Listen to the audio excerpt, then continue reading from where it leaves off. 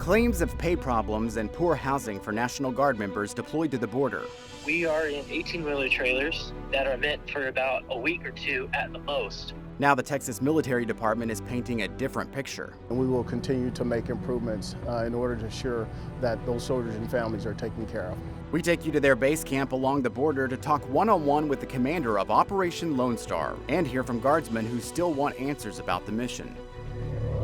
An FBI raid pumps up pressure on a Texas congressman trying to win re-election. The campaign challenge he faces from Republicans and from candidates in his own party. Crooks using the state's own systems to create fraudulent paper license plates. The problem leads to an emergency meeting. How the Texas DMV is taking action. More people unable to stand trial, waiting in jail for mental health treatment. Now, new details on the effort to get these people help after our investigation highlighted the problem. Produced from the Capitol in Austin and airing statewide, this is the award-winning State of Texas.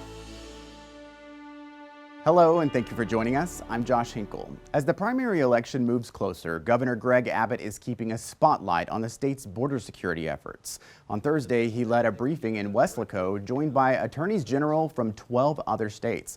Abbott criticized the Biden administration for not doing enough and praised Texas lawmakers for dedicating $3 billion for efforts along the border. That money goes to pay for additional Department of Public Safety officers, as well as about 10,000 National Guard, for them to step up and do what the federal government should be doing. We're not going to sit idly by while Joe Biden refuses to enforce the law. Texas is going to do everything needed for Texas to step up and secure the border. The governor's emphasis on Operation Lone Star is a recurring theme in his re-election bid. It's the focus of his TV ads and many of his campaign events. But the border mission also faces criticism. The Texas Military Department is pushing back on claims of low morale and pay issues for Guard members. It's getting attention from Abbott's political opponents. They are living in cramped trailers, 15 to 20 people to a trailer, where COVID spread is rampant. Their earned tuition benefit, which is how many of them pay for college and higher education, has been cut in half in order to pay for this operation. And they're seeing significant delays in pay. That is really driving down morale. The Texas Military Department says more than 80% of pay problems have now been resolved. They say they're working also toward improvements to living conditions. We wanted to get a closer look at the conditions facing the men and women who've been deployed. Maggie Glenn takes us to the Texas National Guard's base camp in Eagle Pass. She went one-on-one with the commander of the operation, but also with guardsmen who still want answers about the mission. All along the Rio Grande, beyond border wall construction, and on land without any barrier, Texas National Guardsmen are keeping watch. We do have service members occupying security positions. They occupy those as a way of providing a deterrent.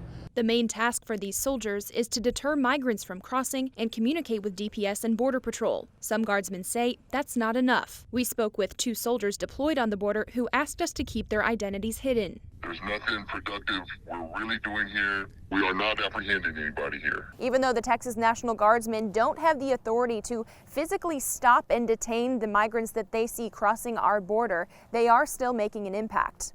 Actually, here at this point was a family group coming across the river, and they had a small baby, a 1-month-old, and they couldn't carry her anymore. They were exhausted. They were drowning. I had to jump down into the river, grab the baby out. Some migrants do surrender themselves, which is when guardsmen radio Border Patrol or DPS to detain them. It's quite frequent. They'll come and then, they're not looking to fight. Back at base camp, some guardsmen want answers about their living conditions. I want to know why it's such a hassle to get basic gear down here, payment, adequate housing. Brigadier General Moni Eulis, the commander of the operation, says the trailers at base camps like this one in Eagle Pass are standard. So this is one of the trailers that we have. This is the occupancy of a 36-man trailer.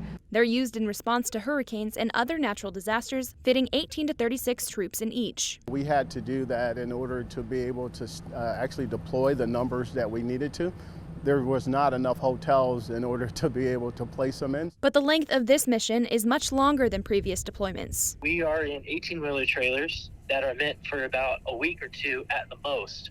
They're emergency disaster trailers. We've been in here for months. Beginning in February, the base camp in South Laredo will be the first to get upgrades to their living quarters. We are now transitioning to dorm-style living, and the dorm-style living will be 4-man rooms. Some Texas Guardsmen with civilian jobs they left behind are frustrated with the length of the mission. We're short-term response. I'm a nurse. I'm a registered nurse. I haven't been back to my job in 6 months. But Commander Eulis says they process end-of-mission and hardship requests on a case-by-case basis and have granted 75% of those requests so far. Oftentimes, we don't get to choose when or where we deploy. They signed up to join a reserve component of the Army. If they wanted to be active duty full-time, that's what they would have signed up for. With no end date set by the governor yet, the state promises to continue addressing these issues. We will fix the pay issues. We're transitioning to the new lodging, and we will continue to make improvements in order to ensure that those soldiers and families are taken care of. Maggie joins us now. Maggie, you got the first media tour of that base camp in Eagle Pass. Tell us a little more.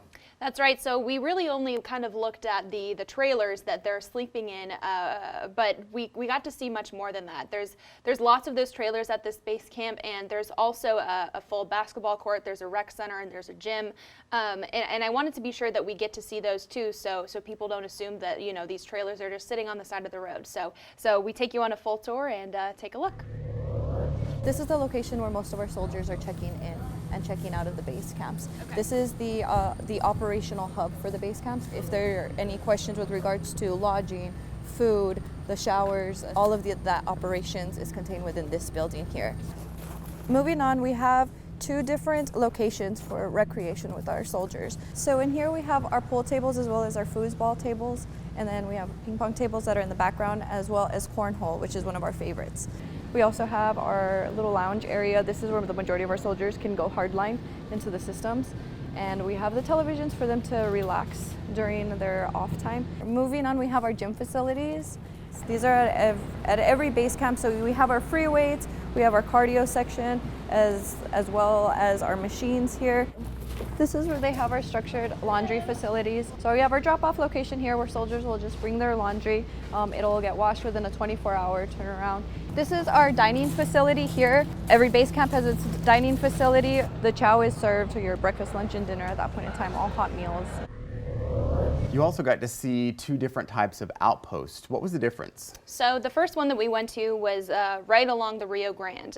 There was a fence that was separating us, but it was directly on the river, and it was a Humvee essentially with a few guardsmen.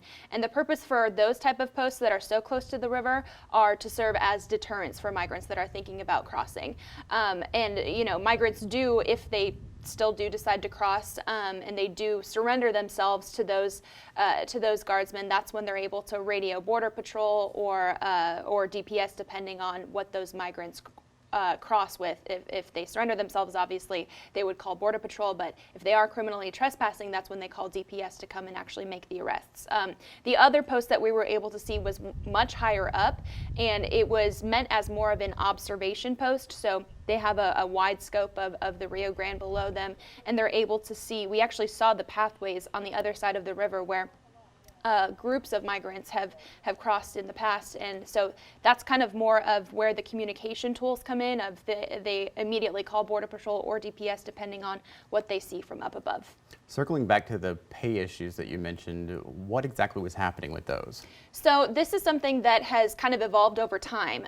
Back when Hurricane Harvey hit back in 2017, they did realize some issues with their current pay system that they were using back then. So they rolled out this newer system after Harvey that so far before this current mission had really only been tested with kind of smaller state deployments. So again, they kind of spoke to the fact that this is the largest mission in modern times for the Texas National Guardsmen. So it was rapid deployment, and it was with 10,000 troops. So with such a large deployment, they kind of said, there's going to be problems that they didn't realize before. They've identified those gaps, and they, again, are working to resolve those. Anything else that stood out to you?